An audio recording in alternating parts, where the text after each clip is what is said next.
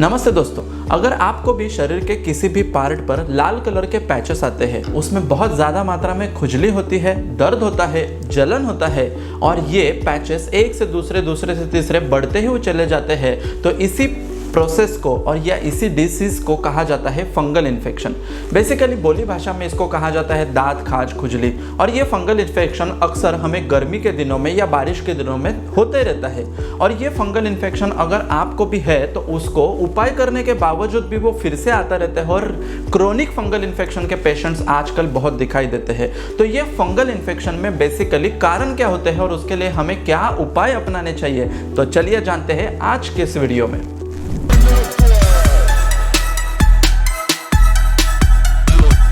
Hello friends, मैं doctor Rupesh आमले और पिछले 12 सालों से मैं प्रैक्टिस कर रहा हूँ नवी मुंबई में। आयुर्वेदिक प्रैक्टिस में स्किन के डिसीजेस के पेशेंट ज़्यादा मात्रा में दिखाई देते हैं या फिर बेसिकली स्किन के जितने भी प्रॉब्लम्स होते हैं उनमें आयुर्वेदिक मेडिसिन बहुत अच्छे से काम करते हैं। जब भी फंगल इन्फेक्शन होता है तो ये फंगल इन्फेक्शन केवल स्किन का बीमारी नहीं है, तो ये फंगल इन्फेक्शन बहुत से लोगों को नाखून में भी होते हुए दिखाई देता है, बालों में भी हो जाता है, कान के अंदर हो जाता है, मुंह के अंदर हो जाता है और कोरोना के समय हमने देखा कि यह फंगल इन्फेक्शन फेफड़ों तक भी हो सकता है।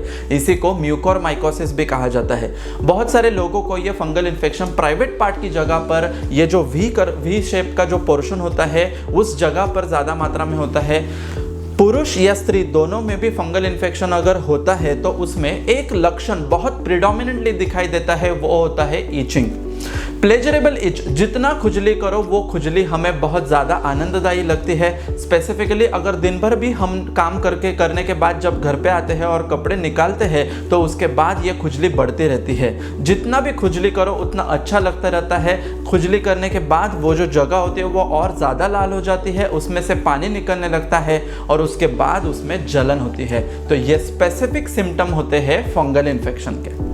दोस्तों, अगर आपको फंगल इन्फेक्शन जड़ से मिटाना है या बार बार आपको फंगल इन्फेक्शन आता है और उसको आपको कंट्रोल करना है तो आपको कारण उसके पीछे के समझ लेने चाहिए। इसमें सबसे पहला कारण होता है पसीना।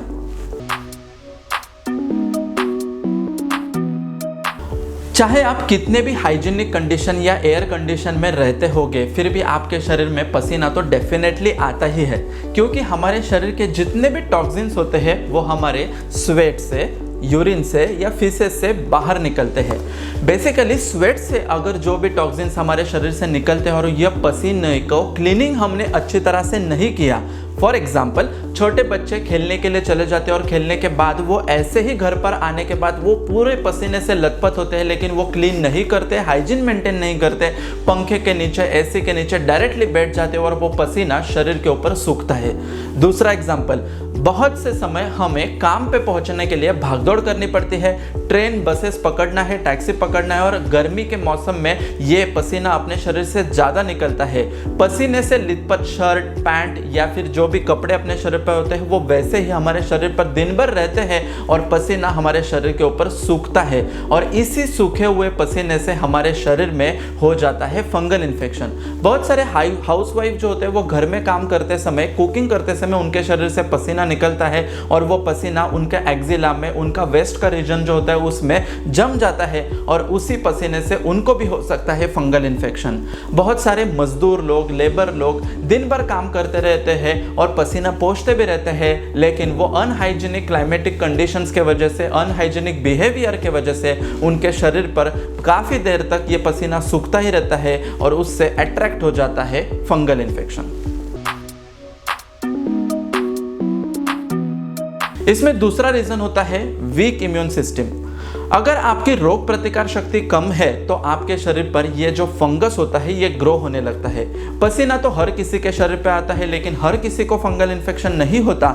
जिसकी इम्यून सिस्टम अगर कमज़ोर होती है तो उसी के कम इम्यून सिस्टम के वजह से उनके शरीर पर फंगस ग्रो होने लगता है और ये फंगस ग्रो होने की जगह बेसिकली हमारे जो इंटीमेट बॉडी पार्ट्स होते हैं कि जहाँ पर ह्यूमिडिटी बहुत ज़्यादा रहती है, ऐसी जगह पर यह फंगल इन्फेक्शन बहुत तेज़ी से बढ़ता है।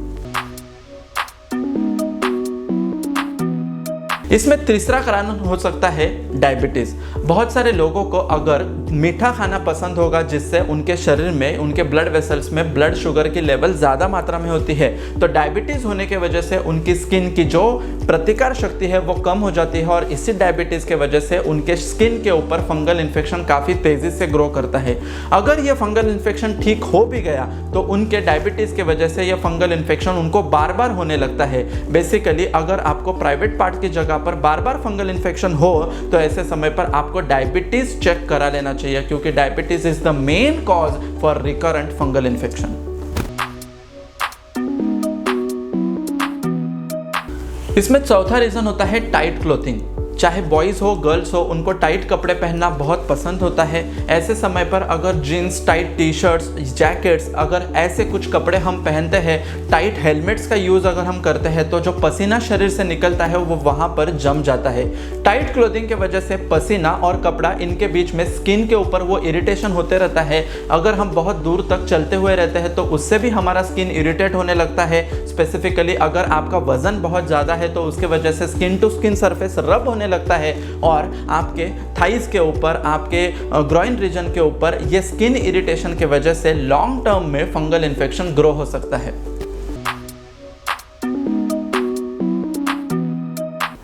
इसमें नेक्स्ट रीजन होता है डायरेक्ट कांटेक्ट। अगर कोई व्यक्ति फंगल इन्फेक्शन से संक्रमित हो और ऐसे व्यक्ति के कांटेक्ट में अगर हम आते हैं, उनके साथ हाथ मिलाते हैं, उनके साथ स्किन टू स्किन अपना कांटेक्ट हो जाता है तो उनका फंगल इन्फेक्शन भी दूसरे व्यक्ति को हो सकता है।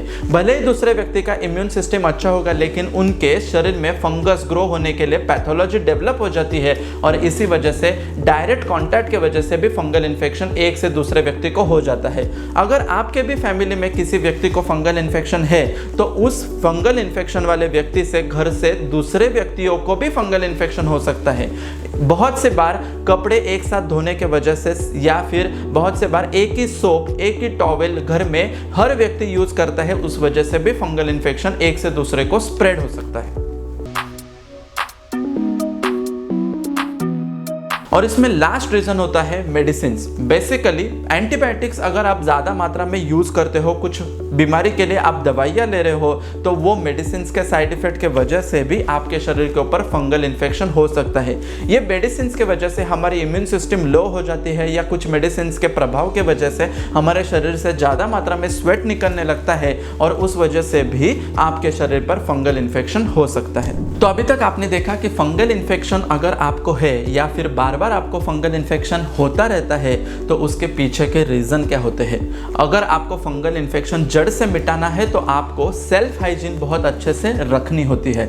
सेल्फ हाइजीन रखने के लिए आपको दिन में 2 बार नहाना है, आपको खुद के शरीर को अच्छे से हाइड्रेट करना है, अच्छे वाले कपड़े पहनने हैं, कॉटन के कपड़े पहनने हैं, एक दूसरे के कपड़े आपको शेयर नहीं करने, एक दूसरे के साथ सोप या टॉवेल आपको शेयर नहीं करना चाहिए। और ऐसी सारी बातों का अगर हम ध्यान रखते हैं तो डेफिनेटली हम फंगल इन्फेक्शन को कंट्रोल कर सकते हैं।